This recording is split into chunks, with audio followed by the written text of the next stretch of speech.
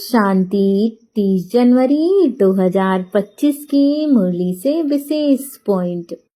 पहला पॉइंट है, मीठे बच्चे, इस पुरानी दुनिया में कोई भी सार नहीं है, इसीलिए तुम्हें इससे दिल नहीं लगानी है। बाप की याद टूटी तो सजा खानी पड़ेगी। अर्थात बाबा हमें बहुत प्यार से समझाते हैं कि बच्चे, इस दुनिया से हमें कोई मोह नहीं रखना है, क्योंकि ये दुनिया दुख भरी है। हम जिस भी चीज से मोह रखते हैं वो हमें कष्ट पहुंचाती है, और इस दुनिया में जो भी चीजें आई हैं उनका जाना निश्चित है।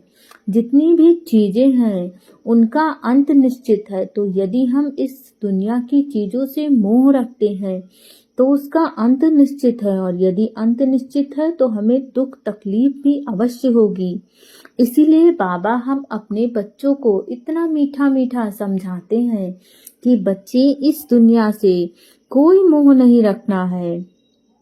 हमें इस दुनिया से किसी भी प्रकार से दिल नहीं लगानी है।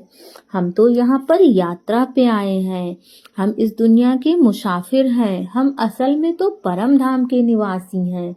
हम सब यहाँ पर पार्ट प्ले करने आए हैं, इसीलिए हमें यहाँ से ममत्व नहीं रखना है, और हमें बाबा की याद सदा अपने मन में रखनी है। यदि हमारा ध्यान बाबा की याद से हटता है तो हमारा मन व्यर्थ की चीजों पे जाने लगता है, और यदि हमारा मन व्यर्थ की चीजों पे जाता है तो हमारा पुण्य का खाता खत्म होने लगता है। और यदि हम अपने पुण्य का खाता खत्म कर देंगे तो हमारा दुख का समय प्रारंभ होने लगेगा। इसीलिए हमें बाबा को खूब याद करके अपने पुण्य का खाता बढ़ाना है, और सजा खाने से अपने आप को दूर रखना है। अगला पॉइंट है, अगर एक बार कोई भूल हुई तो उसी समय कान पकड़ना है। दोबारा वो भूल ना हो। कभी भी देह अहंकार में नहीं आना है। ज्ञान में प्रवीण बन अंतर्मुखी रहना है। अर्थात अगर हमसे कोई भी गलती जाने अनजाने हो जाती है तो हमें उसी समय सीख ले लेनी है कि हुई गलती ठीक है, लेकिन अब से हम दोबारा उस गलती को नहीं दोहराएंगे, क्योंकि देवी देवता कभी गलतियां नहीं करते हैं और हम देवी देवता ही बनने जा रहे हैं। तो हमें सीखना है। अब हमारा उत्तरदायित्व बड़ा हो रहा है, तो यदि हम गलतियां करते रहेंगे तो हम अपने उत्तरदायित्व का निर्वहन कैसे करेंगे।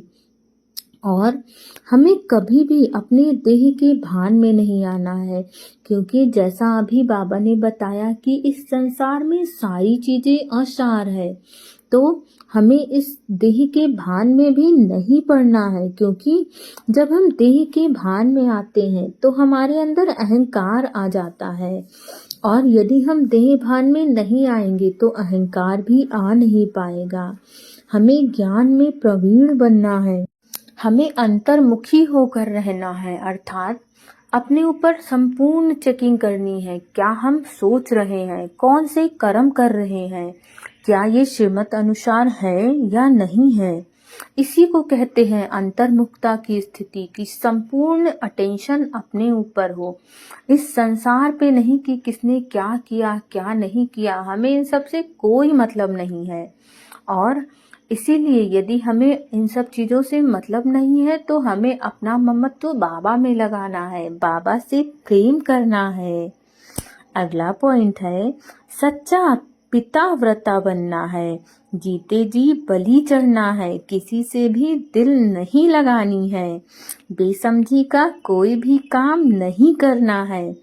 जैसे होता है कि पतिव्रता नारी जो अपने पति के अनुसार सब कुछ करती है, एक उसका पति ही सब इस दुनिया में सब कुछ होता है, बाकी किसी से कोई मोह नहीं रहता। वैसे ही हमें सच्चा पिताव्रता बनना है। जैसे हमारे पिता परमेश्वर कहते हैं, हमें वैसा वैसा करना है, उसी से ही अपना रिश्ता नाता रखना है, और बाबा के कार्यों में संपूर्ण सहयोग देना है। इस संसार की किसी भी चीज से हमें दिल नहीं लगानी है और ऐसा कोई भी कार्य नहीं करना है जो लगे कि बेसमझी का है, बचकाना का है, क्योंकि हम देवी देवता बनने वाले हैं। तो देवी देवता क्या बचकाने कार्य करते हैं? किसी से भी नाराज हो जाना, किसी से भी उम्मीदें रखना, कभी ऐसा देवी देवता को करते देखा है या गुस्सा होते हुए? नहीं ना। देवी देवता तो हमेशा हर्षित मुख होते हैं। तो वैसे हमें भी बनना है। उनके हर कार्य, कितने डिसीजन जो है समझदारी पूर्ण होते हैं। तो क्या अब हमारा उत्तरदायित्व ऐसा नहीं होता है? जरूर होता है। और हम तो जब देवी देवता बनेंगे तब तो देखेंगे ही कि कैसे कैसे क्या क्या करते हैं। लेकिन यदि हमने इन सभी चीजों को अपने जीवन में उतार लिया तो हमारा ये जीवन ही किसी देवी देवता से कम नहीं होगा। अगला पॉइंट है, जुदाई को सदा काल के लिए विदाई देने वाले स्नेही स्वरूप भव। अर्थात जो स्नेही को पसंद है वही स्नेह करने वाले को पसंद है। यही स्नेह का स्वरूप है। चलना, खाना, पीना, रहना स्नेही के दिल पसंद हो। इसीलिए जो भी संकल्प व कर्म करो तो पहले सोचो कि यह स्नेही बाप के दिल पसंद है। हम जो कर रहे हैं क्या उसे बाबा को अच्छा लगेगा? हमें इसकी चेकिंग जरूर करनी है।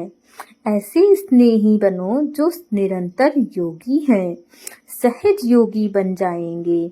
यदि हम बाबा के श्रीमत अनुसार हर कदम करते हैं तो हम बहुत सहज योगी बन जाएंगे।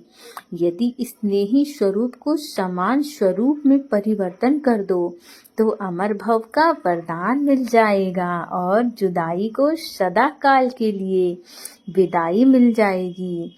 माना जब हम बाबा से अपना असीम प्रेम लगा लेंगे, सब कुछ हमारा बाबा से ही होगा, तो जुदाई तो कभी होगी ही नहीं। हर क्षण हम बाबा की याद में रहेंगे और सदा काल के लिए इस संसार से हमें विदाई मिल जाएगी। जितना ज्यादा हमारा बाबा के साथ प्रेम होगा उतना कम इस संसार के साथ हमारा लगाव होगा। अगला पॉइंट है, स्वभाव इजी और पुरुषार्थ अटेंशन वाला बनाओ। अर्थात हमारा स्वभाव बहुत ही शांत हो, बहुत ही सौम्य हो, जो हर आत्मा को अच्छा लगे। और अच्छा इसीलिए लगे क्योंकि हम परमात्मा के बच्चे हैं। हम यहाँ किसी को चोट पहुँचाने के लिए नहीं हैं। हम यहाँ पर इसलिए हैं ताकि पर संपूर्ण अटेंशन रखें, क्योंकि हमें देवी देवता बनना है। इस संसार को एग्जाम्पल देना है कि कैसे है परमात्मा के बच्चे। वाकई इनकी चाल चलन सभी आत्माओं से विशेष है। ये साधारण नहीं है, परमात्मा के बच्चे हैं। ओम शांति।